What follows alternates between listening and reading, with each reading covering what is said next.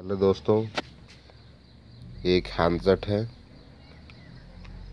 Nokia 2700 C2।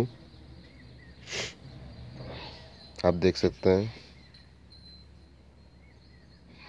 इस handset में problem ये कि मैं इस हैंडसेट को खोलने जा रहा था तो आप देखिए इसमें पेंच नहीं है, कहीं भी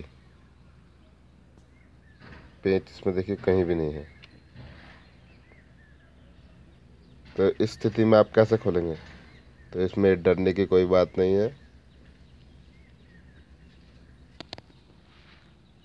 इस हैंडसेट में पेंच नहीं होते। इस हैंडसेट में सिर्फ जैक होता है। जैक को आप करेंगे यहाँ से, थोड़ा सा निकालिएगा।